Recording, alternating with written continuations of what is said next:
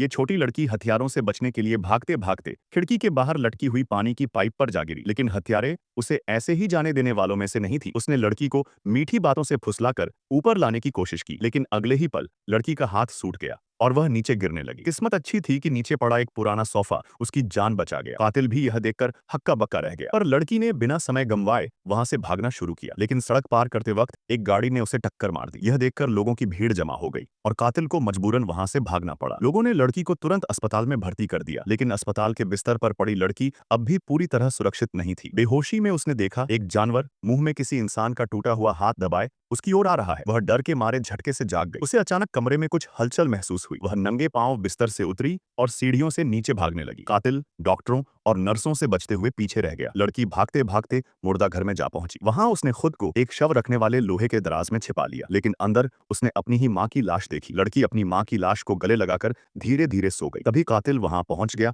और उसे ढूंढने लगा। अचानक उसके साथी ने दरवाजे पर दस्तक दी। अगले ही पल बाहर से गोलियों की आवाजें गूंज उठी। डरी हुई लड़की बस अपनी मां की लाश को पकड़कर बैठी रही, मानो वहीं उसे सुरक्षा मिल सकती थी। थोड़ी देर बाद गोलियों की आवाजें थम गई। उसका चाचा धीरे से दराज खोले। उसने ठंड से कांपती हुई भतीजी को गोद में उठा लिया और फिर उसकी मां की लाश को वापस धीरे से अंदर रख दिया। 1 महीने बाद चाचा लड़की को लेकर शहर से दूर निकल गया। लगभग 10 घंटे के सफर के बाद वे एक बंगले में पहुंचे। घर में दाखिल होते ही लड़की ठोकर खाकर गिर गई, लेकिन चाचा बस ठंडे भाव से उसे देखता रहा। लड़की ने खुद ही उठकर सामान समेटा। चाचा बाहर से सख्त था पर दिल से बहुत अच्छा। वह हमेशा से लड़की को अपनी बच्ची की तरह मानता था। बचपन में हुए गहरे मानसिक सदमे के कारण लड़की लंबे समय तक बोल नहीं पाई। चाचा हमेशा खुद को ही कोसता रहता था। उसे लगता था कि इस सब का कारण वही है। स्कूल में सब उसे गूंगी कहते थे। सिर्फ एक लड़का ही हर बार उसकी मदद करता। फिर भी एक दिन लड़की चुपचाप सब कुछ छोड़कर चली गई। ऐसे ही मजेदार वीडियो देखने के लिए हमारे चैनल को सब्सक्राइब कर